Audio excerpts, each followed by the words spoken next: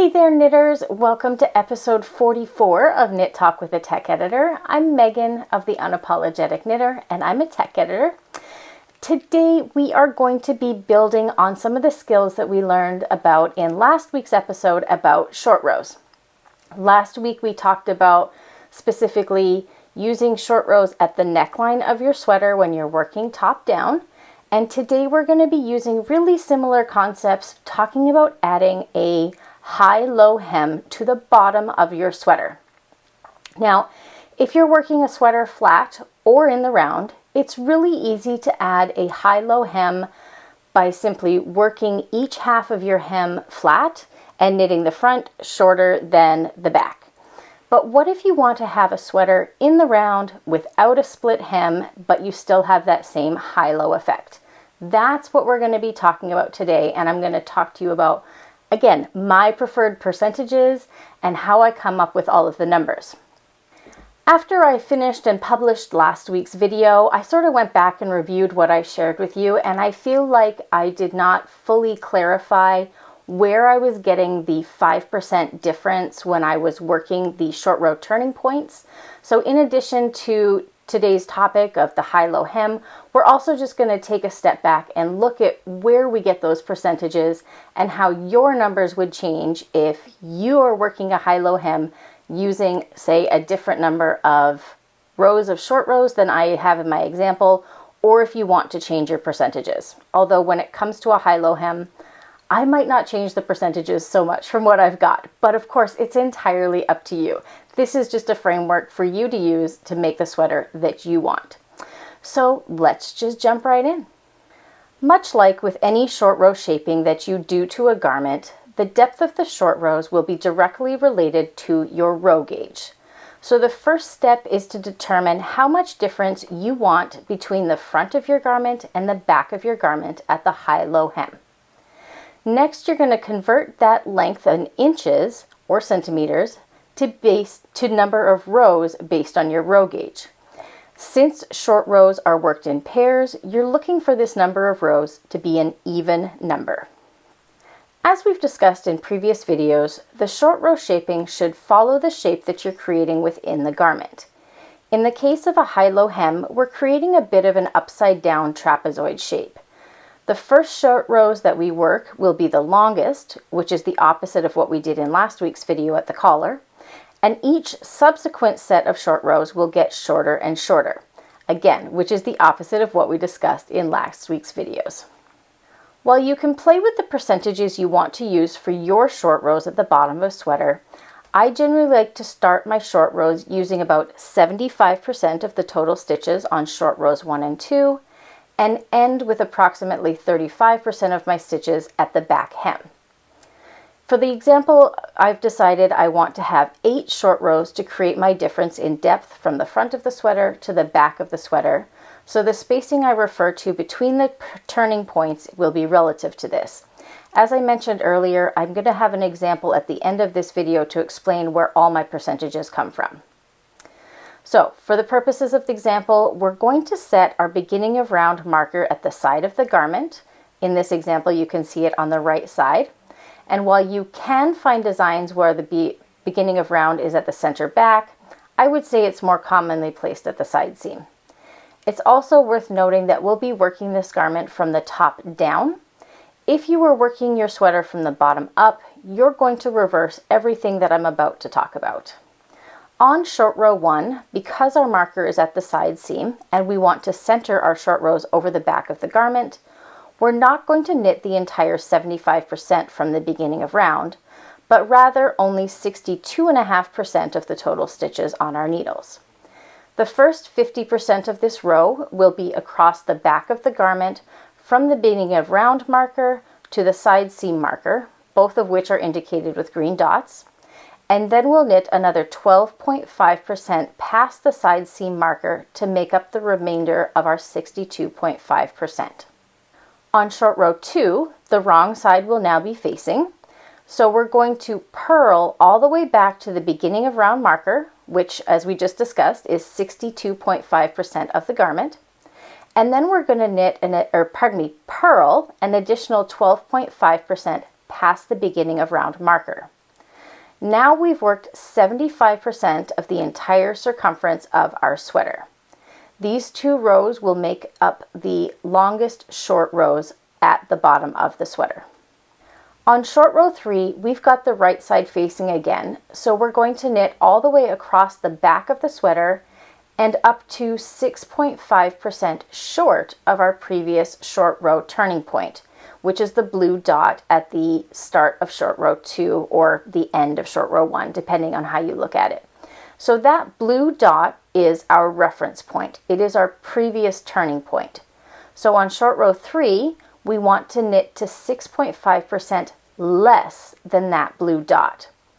When we turn our work at the end of this short row 3, we'll now have 2 unresolved turning points because we didn't resolve the turning point from short row 1 or short row 2, again, depending on where you have that reference point. So on this row, at the end of row 3, we've now only worked 68.25% of our total stitches instead of the 75% that we worked on short rows 1 and 2. On short row 4, we're back on the wrong side again, and we're going to mimic what we did on short row 3. We're going to purl all the way across the back of the sweater, slightly past the beginning of round, and we're going to stop 6.5% short of our previous turning point. Once again, I've indicated that turning point with the blue dot. Once short row 4 is complete, only 61.5 of our total stitches have been worked, and we now have a total of 4 unresolved short rows, 2 on the left side of the garment and 2 on the right side of the garment. Short rows 5, 6, 7, and 8 are repeats of short rows 3 and 4 respectively. We continue to knit on the right side and purl on the wrong side, turning our work 6.5% short of the previous turning point. So each short row is going to get consecutively shorter. By the time we're done with short row 8, our final row will only have used approximately 35% of the total stitches on our needles. To begin working in the round again, we have 1 final row to work. Short row 9 will be on the right side, and it will be worked all the way around the sweater back up to the beginning of round. As we knit past the turning points from the previous short rows, indicated by the numbers 1, 2, 3, 4, 5, and 6 on the right schematic, we'll have to resolve each of those turning points.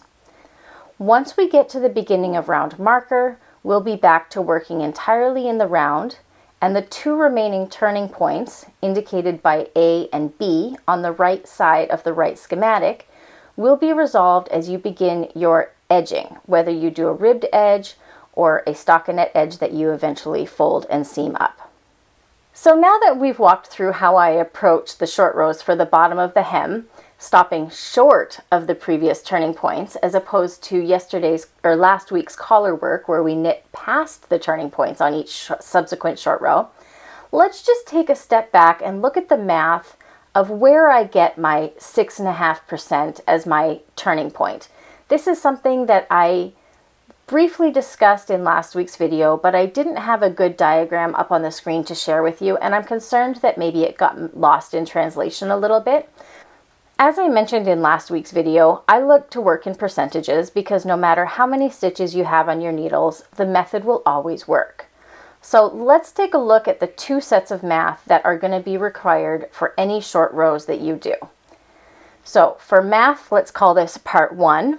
The first thing we have to figure out is the percentages of the spacing for your short rows. For step 1, we need to decide on our starting and stopping intervals for your short rows. For this example, I start them using 75% of my stitches and end them at 35%. If you want to have a different percentage base that you use for your short rows, this is where you're going to change them. So if you want to use 80%, you would put it in place of 75%. And say you want to end at 20%, you'll put it in place of the 35%. But for the purposes of this example and today's video, we're going to stick with my preferred percentages of 75 and 35%. So step 2, we're going to subtract the ending interval, which was 35%, from the starting interval, which was 75%. You can see I've got these marked on the schematic on the left side of the screen. So we've got 75 minus 35, which equals 40%. We're going to divide this result by 2 since we only work half of the short rows on each side of the sweater. So 40% divided by 2 is 20%. So we'll use 20% of the circumference of the sweater to create the short rows on each half. For step 3, you need to determine how many short rows you want to work. This goes back to something I mentioned at the beginning of the video. The number of short rows is going to directly relate to your row gauge converted from the number of inches or centimeters you want to be the difference in height from the front of the sweater to your back of the sweater. For this example, I decided to use 8 short rows to make up the difference between the front and back of my sweater. Because we've got 8 and because we only work half of the short rows on each side of the sweater, we're going to divide this number by 2 as well. So we're going to have 4 turning points on each side of the sweater. For step 4, we're going to subtract 1 from the result of step 3. The first turning point, where I have the number 75% on each side of the front of the schematic, doesn't really get factored into the count of our short rows because it's a stopping point. Yes, it is technically a turning point, but it doesn't factor into our spacing. So we have to take our half, the number from step 3, which was 4, and subtract 1, which ends up being 3. So before we move on to step 5, let's just take a little step back and look where we're at. We've determined that we have 3 turning points on each side of the sweater, and we have to work those 3 turning points over 20% of the sweater to make up our short rows. So step 5, we're going to divide our 20%, which is the number or the percentage of sweater that we work on one side, by the number of turning points, which is 3. So 20 divided by 3 is 6.6667%, which tells us that each turning point will be approximately 6.67%, or rounded to 6.5% for ease of the example, short of the previous turning point. So that's where I came up with my percentage of the turning points. I hope that helps clarify some of the questions from last week as well. I don't think it was ultimately very clear where I was getting my 5% last week or now the 6.5% this week. So that was the math part 1 of how I figure out my interval of spacing for my turning points of my short rows. Now let's go to part 2 and actually talk about applying those percentages to some stitch counts. This is going to mimic very closely what I did at the end of last week's video, where we applied our turning points to actual stitch numbers on our needles. And we're just going to repeat that again so that you can see what it looks like when you're stopping short of your work instead of knitting past it. So we're not going to be changing the percentages or the number of short rows that I want to use for this example. We're still going to say we're going to start at 75% and work back to 35%. And we're still going to have 8 short rows, but now we're going to apply it to a specific number of stitches so you can see how that plays out. Let's say for the purposes of this example that we're going to have 208 stitches on our needles. On short row 1, we're going to knit 62.5% of our total stitches. Remember, we're not at a 75% yet because we're starting our beginning of round at the side seam. So 208 existing stitches times 62.5% equals 130 stitches. So from the beginning of round, we're going to knit 130 stitches and then work our turning point. Just like last week, you can use whatever turning point method you want to use, whether it's wrap and turn, German short rows, twin stitch, whatever you like will work fine. On short row 2, we're going to work the full 75% purling past the beginning of round marker. So once again, we're going to do the math. We've got 208 existing stitches. We're going to multiply it by 75%, and we end up with 156 stitches.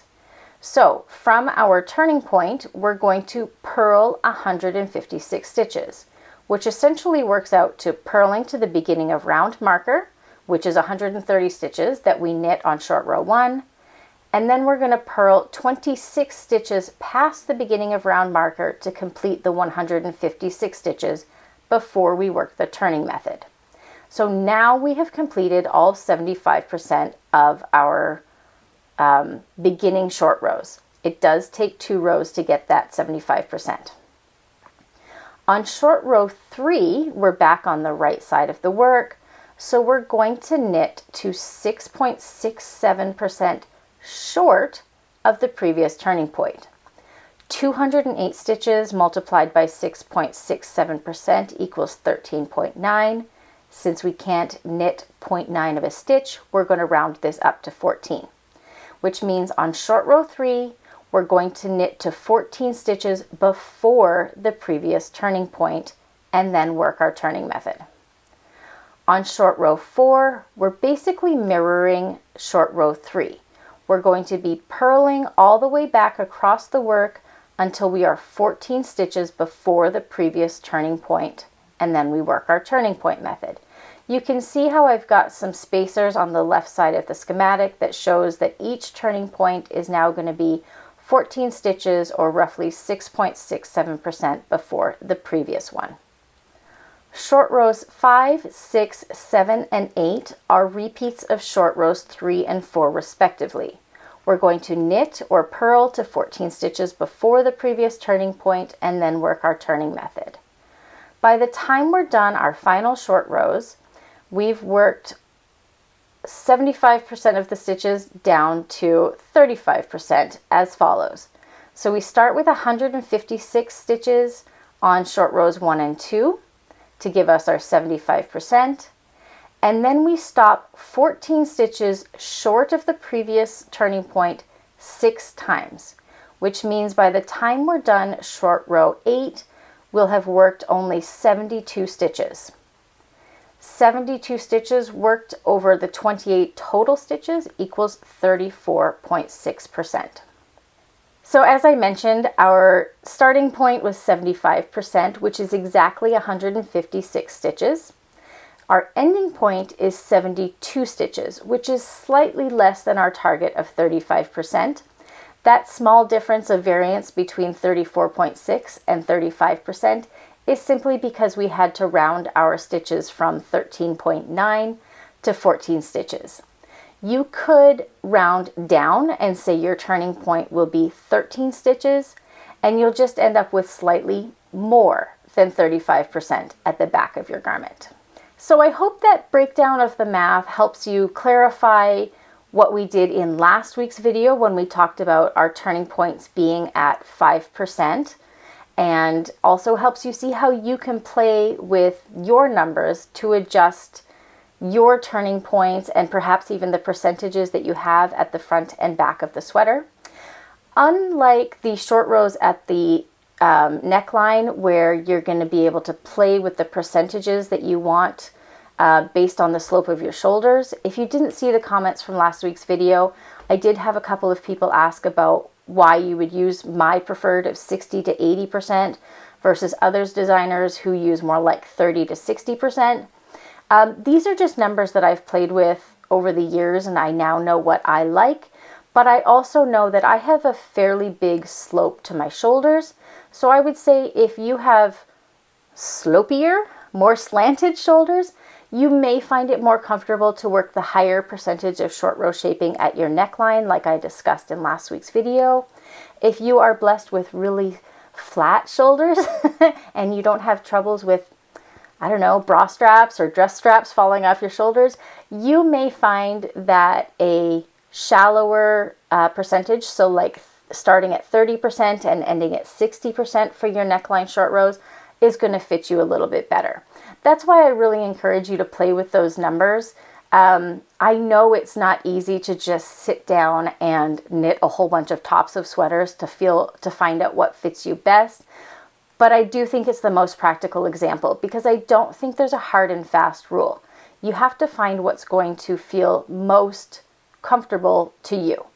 Just because I think 60 to 80% feels comfortable because I have slopey shoulders doesn't mean that if you have flatter shoulders, you won't also find it comfortable.